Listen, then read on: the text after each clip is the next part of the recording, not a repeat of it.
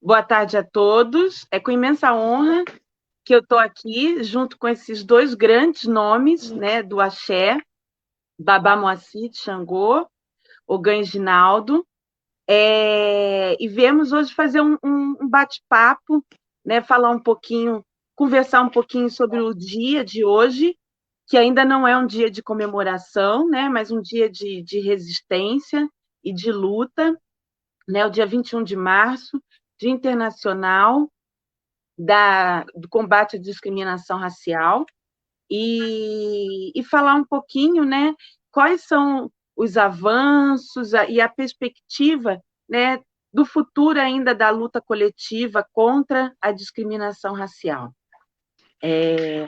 Vou apresentar os dois convidados. De um lado, temos o Babá Moacir de Xangô, um grande nome do axé aqui em Campinas. Babalorixá há mais de 30 anos, atualmente presidente do Conselho Municipal de Participação e Desenvolvimento da Comunidade Negra de Campinas, para o biênio de 2021 e 2022.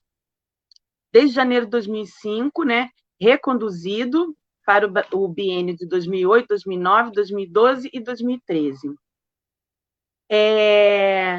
Também diplomado pelo Diploma Zumbi dos Palmares, de 20 de novembro de 2006, né, pelos relevantes serviços prestados, conferido pela Câmara Municipal de Campinas, premiado pelo Prêmio Força da Raça da cidade de Campinas em 2004, integrou o grupo CONSEA, Conselho Municipal de Segurança Alimentar, né, do combate à fome, Programa Fome Zero em Campinas, integrou a Comissão Municipal de Direitos Humanos da cidade de Campinas, integrante também do Orçamento Participativo, junto à Coordenadoria do Orçamento Participativo da Prefeitura de Campinas, né, e sendo representante do segmento da comunidade negra. Palestrante,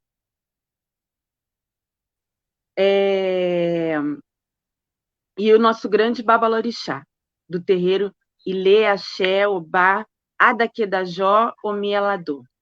Do outro lado, temos o Ogan Eginaldo Marco Honório de Oxaguian, advogado há 37 anos, diretor do Clube 28 de Setembro, de Jundiaí, cronista do Jornal de Jundiaí há 3 anos, consultor jurídico na Comissão de Direitos Humanos, Comissão da Igualdade, participante também da Comissão de Igualdade Racial e Comissão da Liberdade Religiosas, da 33ª Subseção da Ordem dos Advogados do Brasil, em Jundiaí, ouvidor municipal no período de 2013 a 2016, inclusive premiado pela revista Veja no mês de setembro de 2015, com avaliação máxima, agraciado com a comenda Cruz do Reconhecimento do Mérito Jurídico, em 2019 pela Câmara Brasileira de Cultura.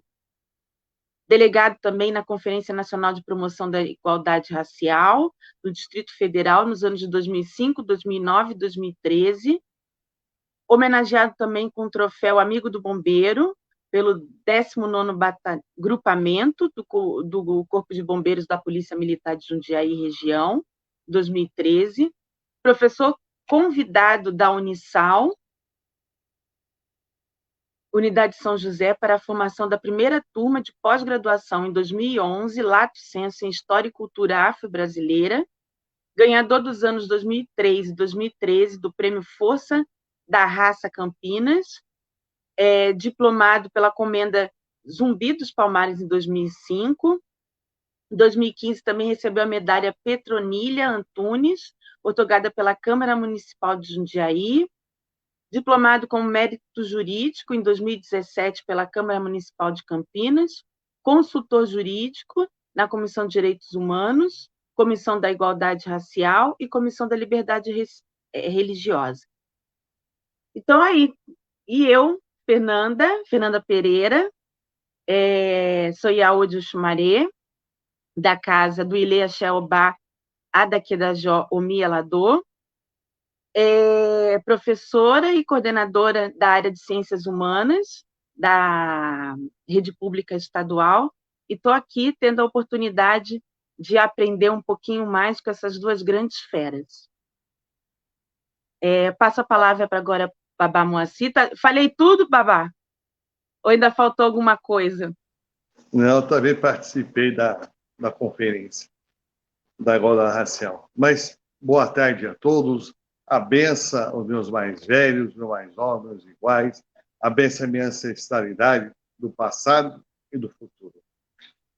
É um tema muito bem complexo, né? Falar da desigualdade, falar da intolerância, falar da discriminação racial. Porque isso começou desde quando a gente chegou na África, né? E essa luta, ela vem vindo, e para nós hoje, com uma tecnologia, uma evolução que nós temos hoje, com várias leis, independente disso, ainda é uma ferramenta que ajuda a gente a brigar. Não é que a gente conquista a coisa com facilidade, a gente precisa brigar para conquistar os nossos espaços, brigar contra a discriminação.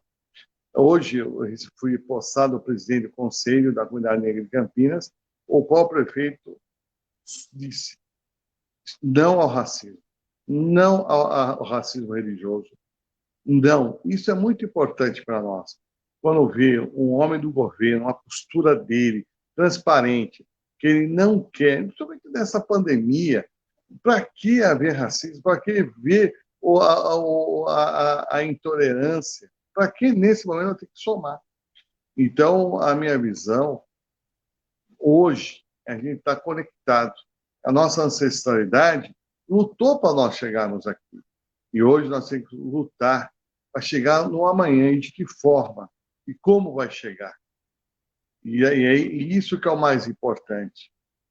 Eu acredito que falar assim, nunca vi hoje, não sei se o doutor João conhece alguém que foi preso por discriminação e ficou 15 anos, 5 anos. Eu nunca vi. Né? Eu nunca vi, acho que não vou ver tão cedo assim. Pode que pague multa, pode, mas depois que faz a discriminação, existe um outro lado da moeda, né? O psicológico da pessoa, o psicológico do ser humano, que o outro vai embora, para ele tanto faz, mas quem foi ofendido, agredido, é difícil. E existe vários tipos de racismo. E a gente tem que começar agora, também nessa evolução do planeta, porque não é o Brasil, o planeta está mudando em todo sentido. E nós sabemos que essa Covid, de cada 10, 7 é negro, que parece. É uma realidade.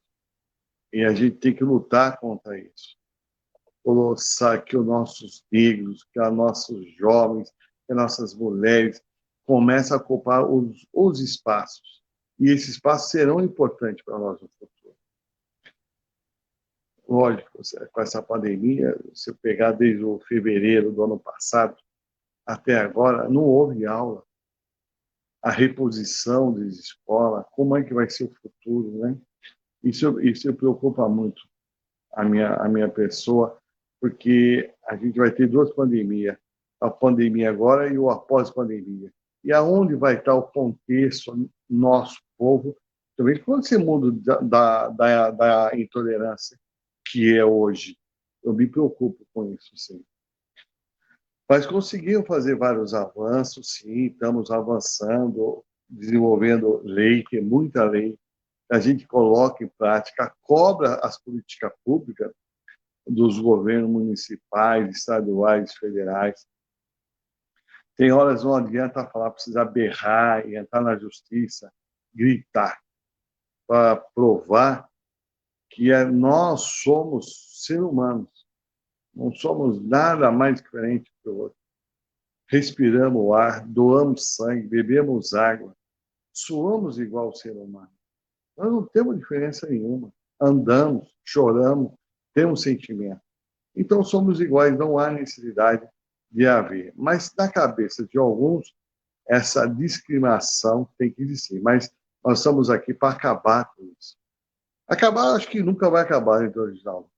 meu filho. Nunca vai parar. Eu acho que a gente vai devagarinho semeando uma semente do amor. Essa que é a nossa função. Cada briga não é brigar, não é discutir, é saber que nós conquistamos, tipo aquele espaço, aqui está uma bandeira, anda mais um pouquinho, aqui está uma bandeira nossa. E paulatinamente, a gente vai conseguir esse espaço que é importante para todos nós. Eu tenho que ensinar o meu neto a entender e compreender o que está acontecendo. O futuro, ele saber que tem livros, tem leis que automaticamente vêm ajudá-los. Eu rezo, eu acredito que não é precisar. Mas se houve a escravidão que existe até hoje, ele vai em 100 anos aí, ele vai, a nossa ancestralidade cultural vai ter que discutir muitas coisas aí. Ou não a intolerância, ou não o racismo, depende muito, porque as nossas mulheres sofrem muito, a nossa religião sofre muito. É por isso que nós não podemos abaixar o nosso ori, a nossa cabeça. Temos que ter erguido, estar unido. E essa união que faz a força que a gente chega num bom resultado para todos nós. Eu quero nosso povo nas universidades, nas empresas, nas indústrias, sem haver o racismo estrutural, sem haver o racismo que existe. Mas com o coração eu falo uma coisa só: se a gente estiver unido, a gente vence. Com a semente do amor, a gente vai colocando no coração de cada um e vai somando. Esse país é de uma energia só. Axé. Fechar aqui o.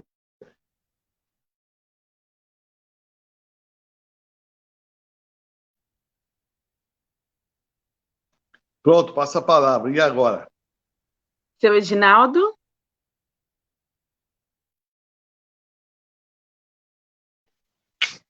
A benção, família.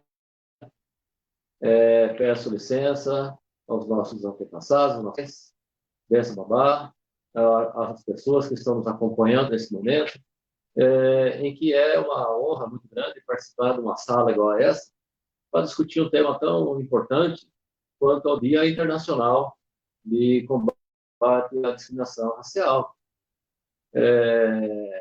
Nós estamos acompanhando aí pela mídia, essa televisão, rádio, falando muito sobre o Dia Internacional do Combate à Discriminação Racial, que aconteceu lá na década de 60, na África do Sul, etc. Mas eu estou analisando isso com um olhar um pouquinho diferente, porque o Pai Moacir, inclusive, até postou hoje um link falando da Frente Negra Brasileira. Frente Negra Brasileira, até uma pesquisa, a Frente Negra Brasileira ela foi idealizada no ano de 1931.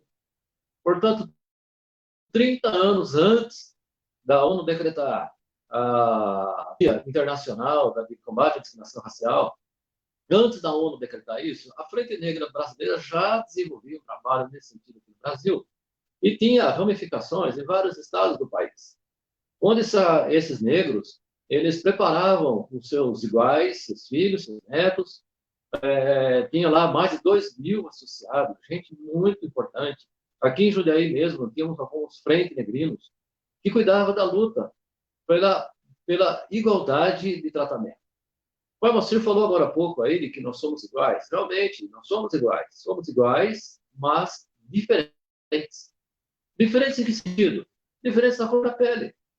Diferentes na forma em que somos tratados. Essa luta, ela vem sendo destruída, ela vem sendo combatida desde há muito tempo.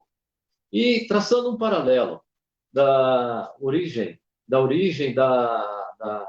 dessa lei, da designação desse dia, era que lá na África do Sul, os negros eles tinham que usar uma espécie do meio de identificação em que eles pudessem utilizar determinados espaços públicos lá em Sharperville.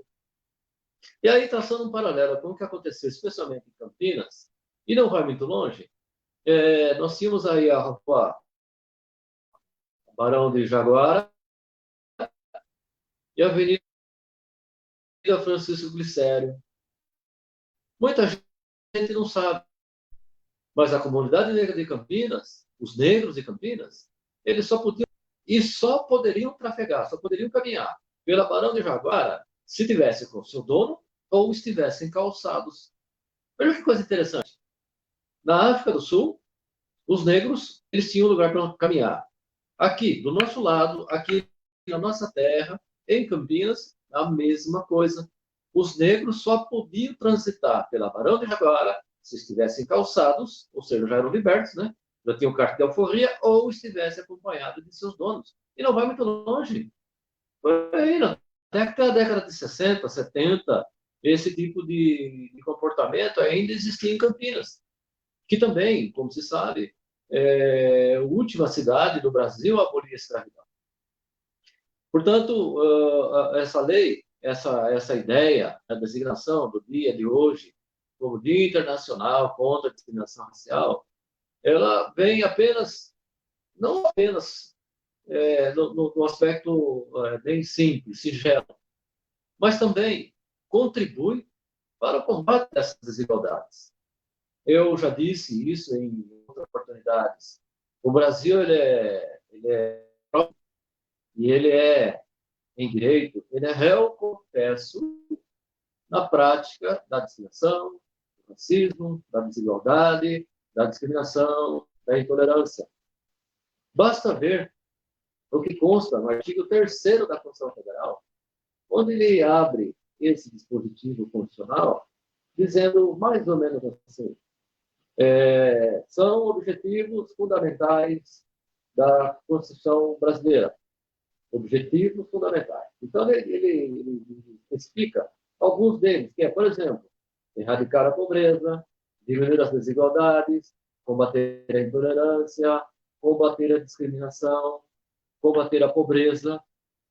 Ora, se a Constituição Federal estabelece que são objetivos fundamentais, objetivos, ou seja, é algo que vai buscar o quê? Combate à discriminação, combate ao preconceito, combate à desigualdade, combate à pobreza.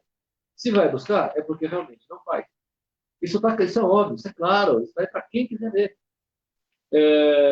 O Moacir também lembra agora um dos resultados danosos com relação a essa desigualdade, onde já se apurou que de cada 10 pessoas que morrem por essa pandemia, 7 são negros. Ainda ontem, na televisão, eu acompanhando uma entrevista de um jornalista, ele informa que, falando também da questão do tratamento desse pessoal no Brasil, de cada 100 bonecas produzidas no Brasil, a indústria de brinquedos, a indústria nacional de manufatura, ela produz apenas 7 bonecas. É a mesma proporção. De cada 10 mortos pela Covid, 7 são negros. Nos brinquedos, 100 bonecas e apenas 70 negras. Puxa vida, por que esse tratamento tão desigual? Especialmente numa nação igual a nossa, onde mais da metade da população são negros. As pessoas esquecem desses detalhes, esquecem que esse povo compra, esse povo veste, esse povo come, esse povo produz. O PIB nacional ele é construído com a mão de obra negra. O Brasil cresceu por conta da força dos negros que para cá foram trazidos nas condições que nós sabemos. Não dá mais para continuar aceitando esse tipo de tratamento, essas desigualdades, essa maldade que tem sido imposta. Hoje, nós acompanhamos, e eu quero até aproveitar e cumprimentar o Tiãozinho, na fala dele hoje, a respeito da posse do Conselho, adiantando daqui já as minhas homenagens e votos de sucesso nessa nova mandato, viu, Parmacer? Já é a 4ª vez que o senhor está à frente do Conselho e o senhor já tem experiência, já sabe muito bem como lidar com as questões, com a legislação que criou o Conselho. E o Tiozinho, ele lembrou hoje da frase de Steve Biko. Steve Biko também foi um grande lutador no combate à discriminação, à desigualdade, racismo, preconceito, etc. Ele fala assim: estamos por nossa conta. realmente, nós estamos por nossa conta.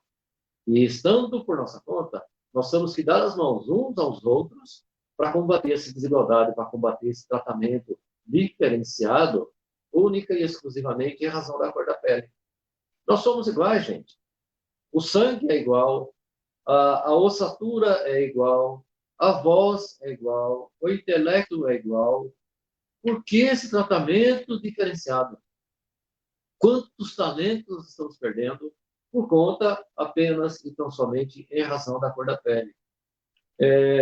Já tive a oportunidade de reuniões iguais a essa, virtual ou presencial, um número grande ou pequeno de pessoas, tratando o assunto, e muitas vezes eu percebo que as pessoas passam a interpretar de uma maneira talvez um pouco diferente, no sentido de que Reginaldo está falando isso porque ele é negro. Não estou falando isso porque eu sou negro. Não estou falando isso por conta disso. Eu estou falando do combate a esse tratamento. De mesmo modo como as pessoas sabem que eu faço parte de religião de matriz africana, fui acolhido pelo candomblé, onde me identifiquei muito, muito bem tratado pelo Pai Moacir, que é com quem estou e com a minha família toda há 27 anos. Não tenho absolutamente nada a me queixar da forma em que sou e os meus são tratados pelo Pai Moacir, e vejo a forma com que ele trata as pessoas que o procuram, enquanto filhos, enquanto consumentes, enquanto amigos, enquanto pessoas precisando de apoio. Pai Moacir, Mãe Regina, a Fabiana, todo esse pessoal, todas essas pessoas, a casa em si, recebe todos e todas de braços abertos. E, independente da religião que professo, da religião que defendo as outras também. Isso eu quero fazer esse link de que quando eu trato da questão racial, eu não estou tratando única e exclusivamente da questão do negro, eu estou tratando do ser humano. Quando eu falo do combate à intolerância religiosa, eu defendo também as outras religiões. Com uma matéria que eu escrevi recentemente no jornal do Jundiaí, falando, por exemplo, da polêmica no tratamento das pessoas que são adeptos da religião de testemunho de Jeová. Aquelas que não admitem, que não aceitam a transfusão de sangue. Tem muita gente que se põe contra isso, colocando a vida em primeiro lugar. Eu defendo os assim chamados TJs em manter essa sua postura. A fé em primeiro lugar. Cabe aos médicos, cabe à classe médica, procurar hemoderivado e fazer o tratamento dessa pessoa. Pode parecer estranho esse tipo de defesa, esse tipo de comportamento, mas não, gente. Para um TJ que recebe sangue de outra pessoa, ele é classificado no seu grupo religioso como uma pessoa impura. Em sendo uma pessoa impura, ele vai gerar, desculpe a redundância, uma geração de impuros.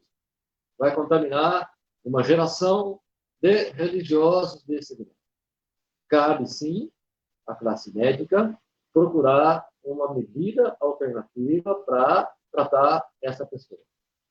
Há uma polêmica no judiciário de que essa obrigação, esse comportamento da classe médica, na dúvida, buscar o judiciário nas hipóteses de pessoa que não possa expressar a sua vontade ou pessoa ou menor de idade. A essas pessoas procura o judiciário. Há casos no sentido de que há que se preservar a fé. Em segundo lugar, a vida. Primeiro, a fé. Em segundo, a vida. Então, quando eu digo que somos iguais, diferentes, e trato da questão racial, não só por ser negro, mas trato da questão racial no combate à desigualdade, no combate à pobreza, no combate à igualdade de tratamento, tanto do gênero masculino quanto do gênero feminino. As mulheres, inclusive, eu também defendo a igualdade de tratamento das mulheres. As mulheres sempre foram extremamente maltratadas nesse país, especialmente no Brasil. E ligando com o momento do processo escravagista, tão logo após a abolição, não era de bom tom, não era de bom grado, não era salutar ter trabalhadores negros nas fazendas. Quem é que garantia o emprego? Quem é que garantia o sustento da família? Eram as mulheres, porque elas cuidavam da casa, do engenho, cuidavam dos filhos, cuidavam do marido, cuidavam da comida, da roupa. Elas tinham o emprego garantido, mas os homens não. Isso quer dizer o quê? Quem sustentou esse país pós-abolição foram as mulheres e devem ser tratadas, inclusive agora no mês de março, do Dia Internacional da Mulher também, justamente por conta disso. Elas devem ter um tratamento muito mais respeitoso, porque sofreram e ainda sofrem todas as desigualdades que se possam imaginar. Eu não sei ainda como é que nós vamos levar essa sala, se vamos abrir aí para perguntas ou coisa do tipo, porque são muitas coisas que nós temos que discutir aqui. O pai Moacir falou que tem legislação, tem muita ferramenta para tratar dessas questões. No meu olhar, uma das ferramentas mais importantes no combate à discriminação, à desigualdade, todas essas barbaridades que é praticada contra a população negra, é a implementação efetiva da lei de cotas, da lei de cota, perdão, da lei 10.639 de 2003. Essa lei, ela obriga o ensino da história da África e indígena em todos os níveis educacionais. Falo isso porque na academia, na faculdade de direito principalmente, pouco se fala da legislação que protege a comunidade negra. Quando você fala, quando eu comento com colegas, por exemplo, da lei de tortura, que fala do combate, por exemplo, à intolerância religiosa, que deve ser interpretada enquanto lei de tortura, a pessoa fala, mas existe isso mesmo? Existe e pouca gente tem acesso a esse tipo de informação. E como o pai Moacir perguntou há pouco, quantas pessoas nós conhecemos que foram presos, que estão cumprindo pena por praticar crime racial no Brasil? Muito difícil. Muito difícil. É bem o contrário. As cadeias têm mais gente negra encarcerada por crime igual, enquanto que o branco está na rua e o negro está na cadeia. Infelizmente, a falta de conhecimento, a falta de preparo, a falta de educação, a não implementação dessa lei 10.639, que obriga o ensino da história da África e indígena em toda a rede de ensino, seguramente vai diminuir essa desigualdade imposta. Porque nós sabemos, não é, professora Fernanda e outros professores que estão nos acompanhando, o nosso material didático pedagógico, ele é eurocêntrico.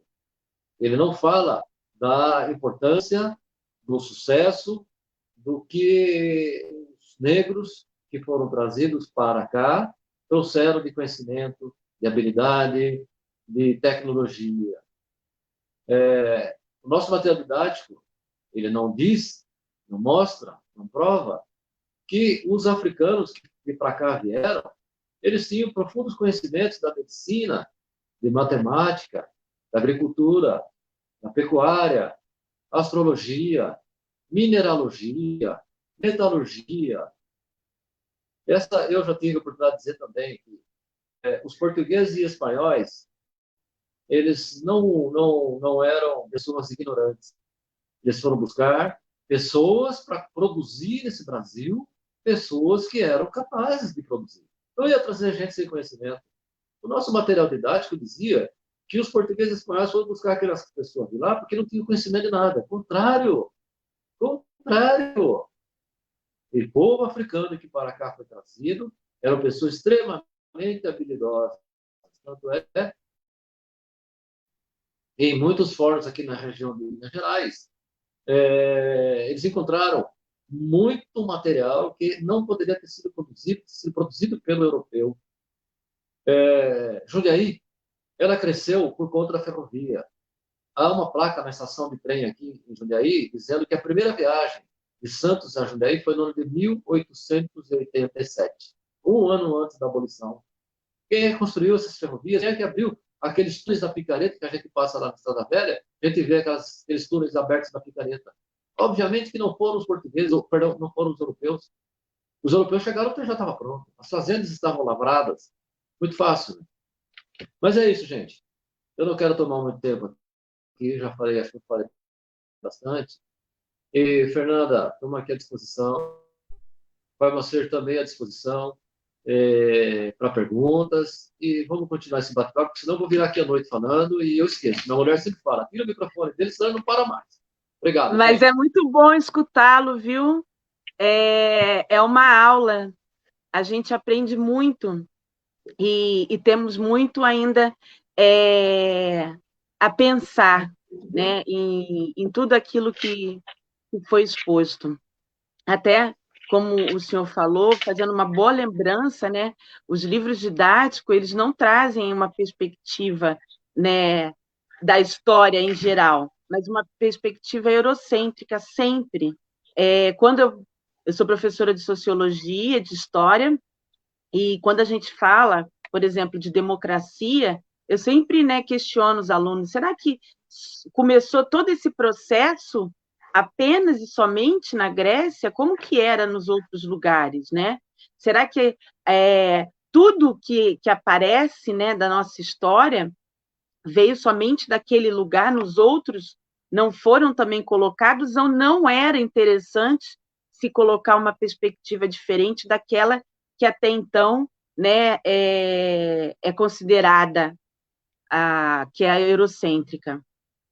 Sempre quando a gente fala, por exemplo, vai falar da Grécia, os alunos querem que falem, por exemplo, dos deuses gregos, mas não se pode, apesar de existir a lei, né, como professora, tendo colegas também, professores que já fizeram esse trabalho, mas se a gente for apresentar uma perspectiva do panteão negro, do panteão africano, falar de Exu, por exemplo, como isso é repercutido, seja dentro da escola, né, pelos próprios profissionais da educação, quanto também pela comunidade escolar.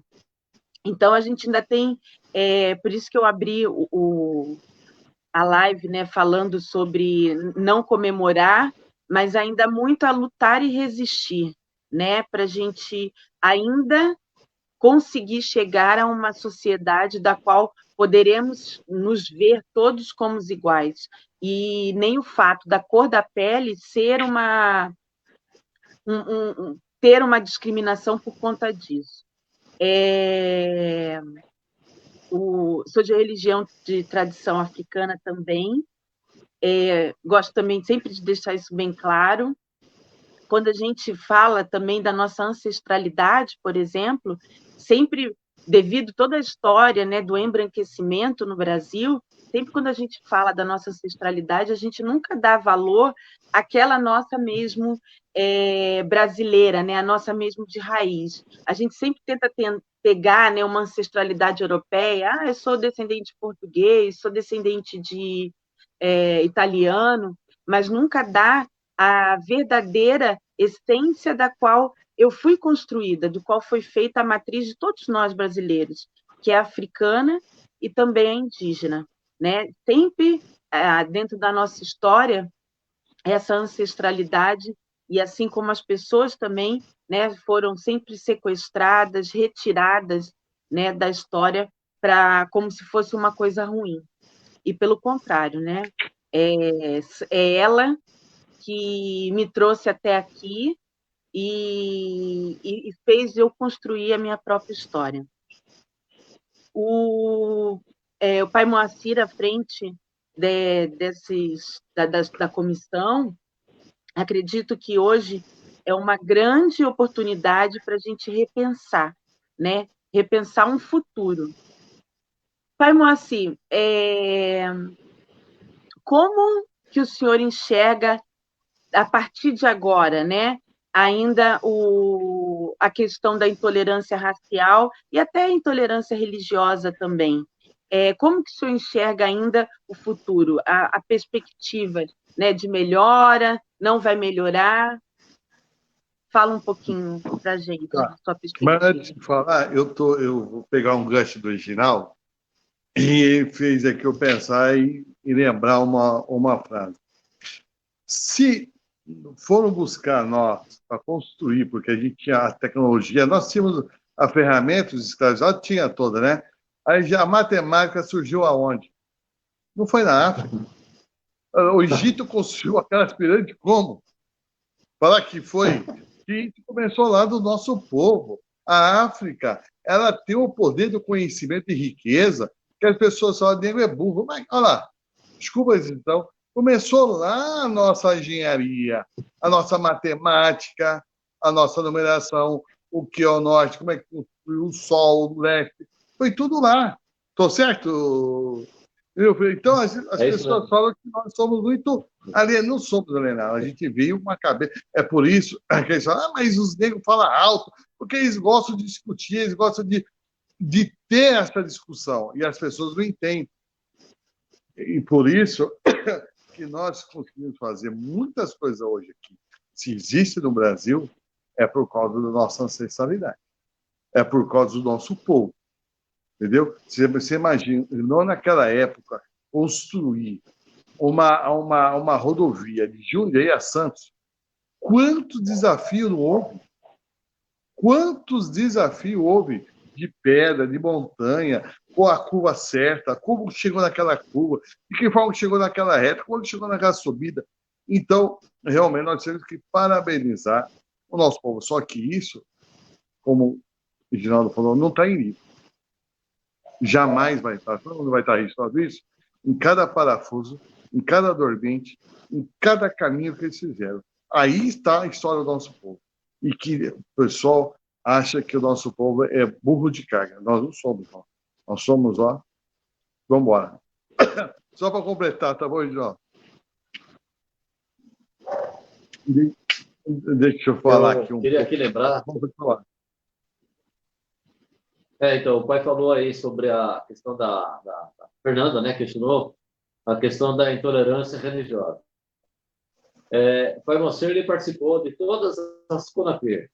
CONAPIR eram as Conferências Nacional de Promoção da Igualdade Racial, que começou em 2005, em Brasília. O pai Moacir fez parte da maior delegação do Estado de São Paulo, da qual nós ajudamos a construir, nessa conferência em Brasília. E eu me lembro muito bem que na discussão das proposituras, instigado pelo pai Moacir e mais algumas pessoas que estavam lá no plenário do auditório Ulisses Guimarães, pediram para que eu subisse à tribuna e sustentasse uma propositura que era voltada à não utilização de símbolos religiosos, não ostentação de símbolos religiosos nos espaços públicos.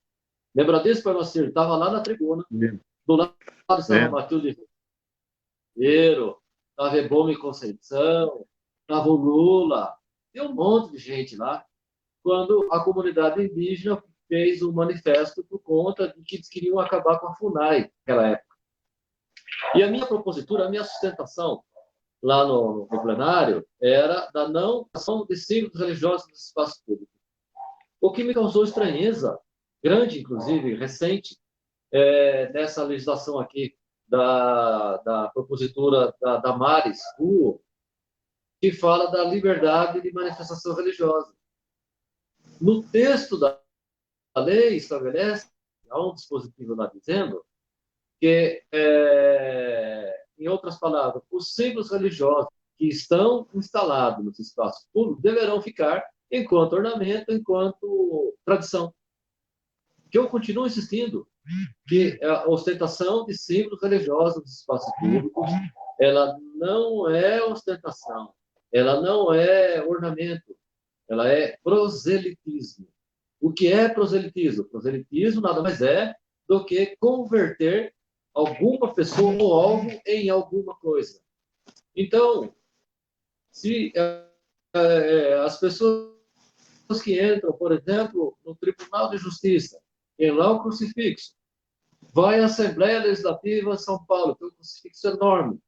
Você vai em qualquer outra prefeitura, tem crucifixo no lugar onde deve atender pessoas de todos os segmentos religiosos. não há que se prestigiar um segmento religioso. E na medida que se prestigia um símbolo religioso, seja ele qualquer que for, que seja o Oxê de Xangô, lá na prefeitura, também sou contra, porque as pessoas têm que ter respeito. Aquele espaço público tem que ser espaço 100% neutro. Não pode ostentar. E na medida que ostenta, comete, no meu olhar, comete crime de discriminação. Se eu prestigiar um segmento religioso, seja ele qual for, discrimina os demais. Discriminando os demais, incorre no crime de discriminação. E não me venha com essa conversa dizer que é só um ornamento, que está a tradição popular. Ah, é tradição popular, coisa nenhuma. Na matéria que eu escrevi a semana passada, do mês passado, que eu falo sobre a liberdade religiosa, comento também que agora, recente, nessa semana, Semana da Páscoa, é uma data religiosa cristã. O Carnaval é uma festa cristã. O Natal é uma festa cristã. Os feriados são feriados cristãos. O dia em homenagem à Nossa Senhora Aparecida em outubro é um feriado cristão. São pessoas que... E as pessoas que não têm fé em nada? E as pessoas que não são cristãos? Como é que faz? É obrigado a aceitar esse tipo de coisa? Eu penso que não é por aí.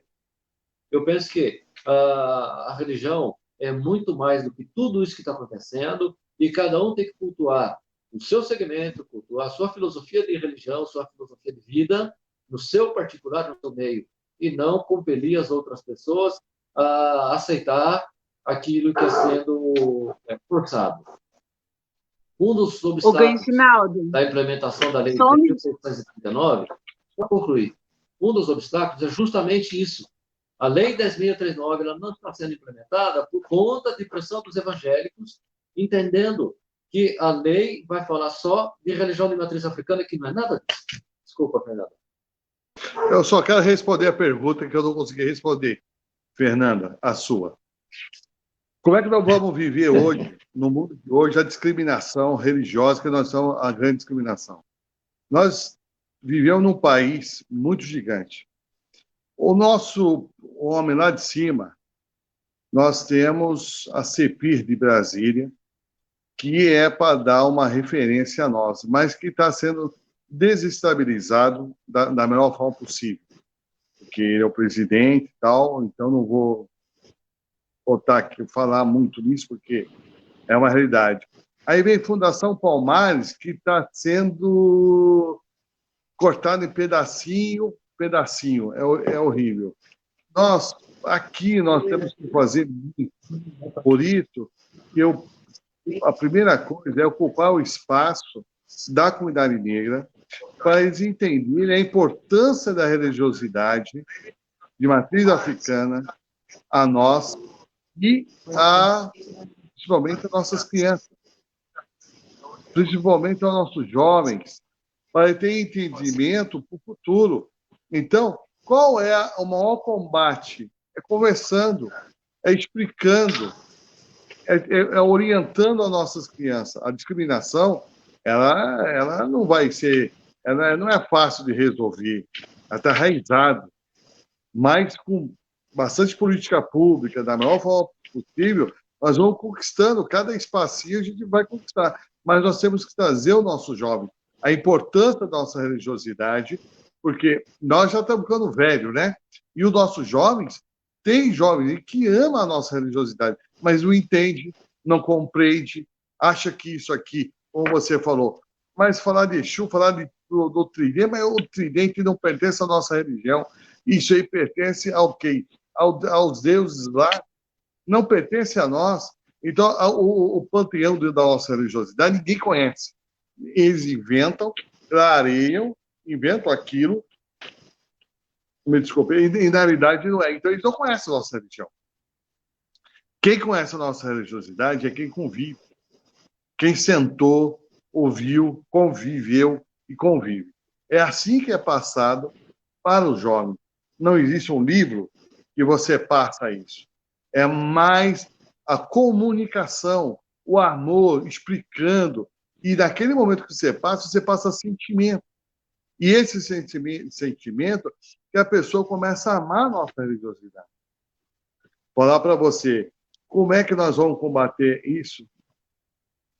mas ter uma paciência, ter uma grande estratégia em todo setor, em todo sentido, para a gente avançar, desde as escolas, desde os vizinhos, desde a rua, em todo sentido, que a gente consiga chegar num bom resultado. Até a justiça vai ter que entrar várias vezes para a gente ter o direito de provar a nossa fé da melhor maneira possível. Pode falar, Edinaldo. O Babá Então, e o Gan, desculpa, viu? É que quando você falou, surgiu uma pergunta aqui que você já começou e o pai acabou já também meio que respondendo. A Tainá Mesquita pediu, né, para o senhor e o Gan falar um pouquinho sobre como vocês entendem que as religiões de matriz africana são importantes para o fortalecimento da identidade de nossas crianças. Aí o Ogan já falou um pouquinho, o senhor também já emendou um pouquinho da pergunta, mas foi a pergunta que surgiu, viu? Me desculpa, Ogan. Me permita, em primeiro lugar, cumprimentar a Tainá pela desenvoltura dela, pelo desempenho dela hoje lá na prefeitura, na posse, no lançamento da cartilha, em que a casa, e por ideia do Pai Moacir, em divulgar, criar essa cartilha e fazer o lançamento hoje. A professora Fernanda falou no início desse nosso diálogo, ela falou que isso aqui está sendo uma aula. E, sem falsa modéstia, Pai Moacir, eu penso que essa live servirá mesmo de aula para ajudar as nossas crianças, Tainá. Uma das formas que eu penso em mostrar religiosidade para as nossas crianças é mostrar a importância dos nossos orixás junto da natureza. Porque todos os nossos orixás estão vinculados a um fenômeno da natureza. E os fenômenos da natureza não tem ninguém que possa derrubar. E a melhor coisa a fazer é mostrar nas escolas, mostrar para as nossas crianças quem são os nossos orixás, de onde eles vêm, qual a responsabilidade que cada um tem nas nossas vidas, da água, da terra, do fogo. Com isso, nós vamos conseguir mostrar para as nossas crianças a nossa importância. Quando se fala dos deuses gregos, romanos, como a professora Fernanda falou há pouco, você fala de Exu, se trouxer um paralelo com Hermes ou Mercúrio, ninguém torce o nariz, que são mensageiros. E quando você fala em Exu, as pessoas torcem o nariz. Por que torcem o nariz? Por que existe essa discriminação? Porque, lamentavelmente, foi imposto às nossas crianças que os orixás não são coisas do isso. Oxum, rainha das águas, Inhansã dos ventos, Xangô, e assim por diante. Mas você pode falar com uma propriedade gigantesca a respeito disso, porque ele vive, os orixás, ele vive a natureza 25 horas por dia. E aí, pai, está nas suas mãos o senhor fazer um breve resumo sobre a importância e a ligação dos orixás com a natureza para mostrar para as crianças como que as coisas funcionam. E para fechar essa conversa, eu quero lembrar uma passagem que nós estávamos justamente defendendo os interesses da roça um determinado período aí na prefeitura de Campinas, quando o Pai Moacir foi chamado pelo Correio Popular para responder a respeito de alguém que teria colocado, acedido vela no oco de uma das praças, de uma árvore, em uma das praças aí em Campinas. O Pai Moacir está muito ocupado lá com o pessoal da engenharia, de obras na prefeitura, e pediu para eu falar com a jornalista. A resposta que eu dei à jornalista foi no seguinte sentido: não pode ter sido gente da Umbanda ou do Candomblé que teria feito, ou religião de matriz africana, que teria colocado vela no pé de uma árvore, porque ali é um orixá. Jamais faríamos isso ao pé de uma árvore, jamais incendiaríamos a mata. E isso é prova de que a sociedade não tem a menor ideia do que seja isso. Então, Pai Moacir, está com o senhor a bola. ao nosso mais velho, o Xalufã, Nanã, e a ligação deles com a natureza, para que isso sirva de aula para as nossas crianças, pai. O candomblé, ele é uma coisa maravilhosa, ele é uma energia fantástica. De que forma? Ele recebe a criança da forma que ele é, ele começa a entender o balé que é o candomblé. Os atabaques que toca parece uma orquestra. Então, o amor que as crianças começam a entender Yorubá, começam a entender a sua ancestralidade, por que ele nasceu, por que ele veio, qual é a função. Então, e nós ajudamos a lapidar essas crianças. E essas crianças que estão vindo e vão vir ainda mais, cada dia mais, vão ajudar a construção da nossa religiosidade. Porque é uma bandeira, não é por um dia, não é por 10 dias, é eterna. E essa bandeira vai nos ajudar muito, porque os nossos ancestrais ensinou nossas crianças que viraram adulto, que deixaram a sua marca. Agora somos nós, né? Eu vejo minha filha que nasceu no Candomblé, hoje já é adulta e já está ensinando exatamente o entendimento e a compreensão da nossa religiosidade. O Candomblé, não importa a religião, todas as religiões vão ter criança. Toda religião vão ter. Cada religião vão ter aquilo que da onde se encaixa. E esse encaixe que é o correto. Não importa se é católico, se é apostólico, se é judeu, não importa. E a nossa matriz africana, ela sempre traz o nosso povo. E esse sentimento começa nas escolas, começa a amar, e já desde criança elas começam a passar o preconceito. E é por isso que a gente tem que estar aqui para evitar nossas crianças a não ter evitar que isso afeta ela psicologicamente, esse preconceito que ela pode ter dentro da escola, dentro da rua, com o vizinho ou no seu trabalho. Então, as crianças é muito importante, como a mãe natureza é importante para nós dentro de uma roça de candomblé, porque eles são muito ricos. A pureza de uma criança e a pureza da mãe natureza se conectam e faz a essência andar. O pai e Ogan, tem umas 2 perguntas aqui. A gente já está com um limite de tempo aí, quase estourando, mas a gente tem 2 perguntas aqui. Uma é do Fernando José de Sá Garcia e a outra do Gabriel Santos. Tá? O do Gabriel, ele pergunta: quais ações se tem em Campinas por parte dos terreiros para proteção desses espaços sagrados e para a construção de uma memória negra. E a do Fernando é: na esteira da capacidade tecnológica dos antepassados, como incentivarmos a promoção da capacidade tecnológica, artística e as realizações dos nossos contemporâneos da nossa religião? Bom, vamos lá.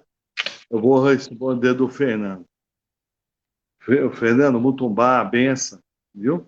Que Xangô lhe abençoe e peço a benção. Deixa eu falar aqui. Para conseguir o espaço, você sabe que a nossa religião, ela não gera dinheiro. Nós não temos lucros lucrativos. A gente tem que trabalhar muito, fazer projetos. A gente vive de projetos. Quando o governo abre um portal e nós fazemos o projeto. E nesse projeto, nós conseguimos inserir as coisas mais importantes, né? E colocamos praticamente para a sociedade campineira ou a sociedade onde tem a importância da nossa religiosidade, a importância dos ensinamentos que nós tivemos. Colocamos o afoxé, colocamos o balé, colocamos o toque de atabaque, colocamos aula de Yorubá, colocamos... Então, a gente começa a difundir as informações, né, com comida culinária. Então, a gente tem condições, mas tudo isso aí, a gente depende de projeto que a gente possa colocar isso e até mostrar o que significa candomblé para a sociedade. Ginaldo, você responde a outra agora. O Gabriel, você quer que eu repita? Não, tudo bem. Eu quero aqui também pedir a bênção ao Fernando e respondendo também dos questionamentos dele, pai, me dê licença, divulgando o trabalho da nossa gente. O pai Moacir falou aí do coral, que nós temos um coral, nós lançamos o afoxé, nós temos em nosso meio pessoas com livros editados, como o próprio Fernando tem, um trabalho fantástico, chama Hora do Ogã, nos terreiros, divulgar aqui o nosso potencial. Isso ajuda muito a melhorar a nossa imagem, porque, infelizmente, a imagem do povo de terreiro, o povo do axé, é uma imagem de pessoas, uma imagem distorcida. Não é por aí o caminho. Nós temos gente assim de todos os níveis sociais, de todas as capacitações, e, portanto, aqueles que têm obras. Com relação à legislação que o Gabriel questiona, eu digo que ela não é exclusivamente da cidade de Campinas. Porque Campinas me chama atenção, e me chamou atenção quando comecei a pesquisar as posturas legais da cidade de Campinas. Ela fala, por exemplo, que ela é pioneira no tratamento da anemia falciforme. Esse tratamento integral à anemia falciforme é um negócio fantástico e muito pouco usado na cidade de Campinas. A anemia falciforme, que é muito premente na comunidade negra, a lei diz que o tratamento deve ser desde a consulta, internação e fornecimento de medicamento. Muita gente ainda sofre nas unidades básicas de saúde em razão da falta de conhecimento, da falta de preparo e do não atendimento integral. Sobre a religiosidade, ela é abrangente no Brasil todo. O que falta são pessoas que tenham conhecimento das ofensas que são praticadas, a interpretação dada a isso e o encaminhamento dado a isso. Nós temos aí delegado de polícia, Ministério Público e Judiciário que não tem essa visão específica das ofensas praticadas contra não só a religião, mas também contra a comunidade negra, porque a grande maioria, apesar da redundância, grande maioria, apesar da maioria ser pessoas não negras. Portanto, faltando a eles conhecimento, é o que o pai Moacir falou há pouco. Não se tem ideia, não se tem noção de quantas pessoas são punidas por essas ofensas. Lei existe. Falta saber usar essa ferramenta.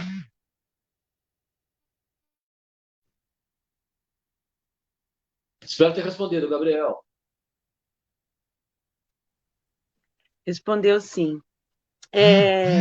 Chegamos agora a 59 minutos, então já estamos quase estourando o tempo. O Facebook pode derrubar a gente.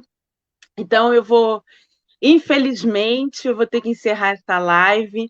Quero agradecer imensamente pelo convite. Me senti muito honrada de participar com esses dois grandes professores que estão na minha vida para me iluminar e me ensinar muito. Peço ao Ogã, ao Babá, desculpas por não pedir a bênção de cada um, mas eu fiquei meio nervosa no começo. E peço aqui também que os dois deixem uma mensagem para a gente poder encerrar a live. Bom, vamos lá. Fernanda, parabéns, viu? Eu tenho orgulho de você ser minha filha de santo. Tá? Orixá a todos você e sua família, né?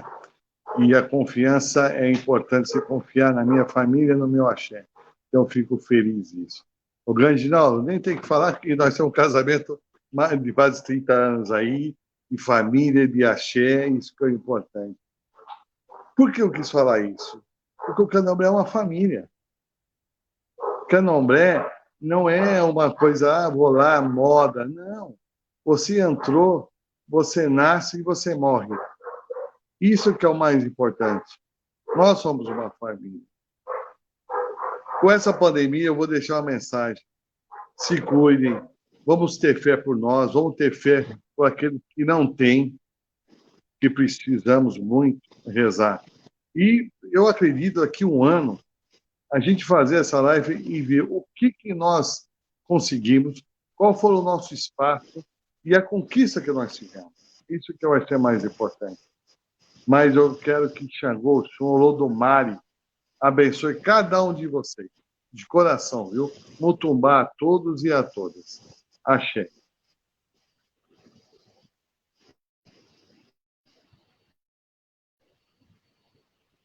É uma honra gigantesca encerrar esse nosso bate-papo e agradecer ao Pai pela força que Ele tem dado, pelo axé que Ele tem proporcionado a todos que o procuram.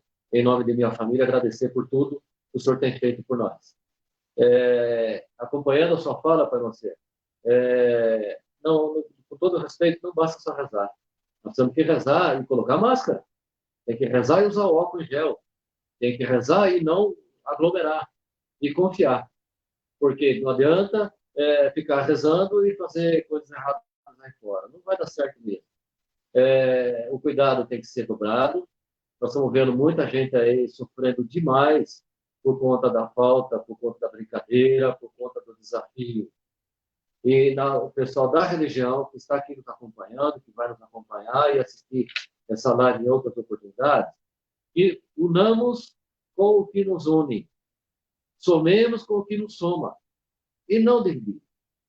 Eu infelizmente, tenho notado que o povo de Axé, infelizmente, não é unido. Se fôssemos unidos, gente, não tem para ninguém. Muito pelo contrário. Ia ter para todo mundo. Todo mundo ia ter, porque a religião de matriz africana é o combate total da desigualdade. Todos são tratados com igualdade, com carinho, com respeito, cada um na sua. A bênção a todos e todas, que tenham uma excelente semana e que essa doença não chegue e não passe nem perto da casa de vocês. Axé, axé, axé. A bênção. Agradeço a todos, axé a todos. Muito obrigada. Axé a todos, doutor. Axé. Beijo.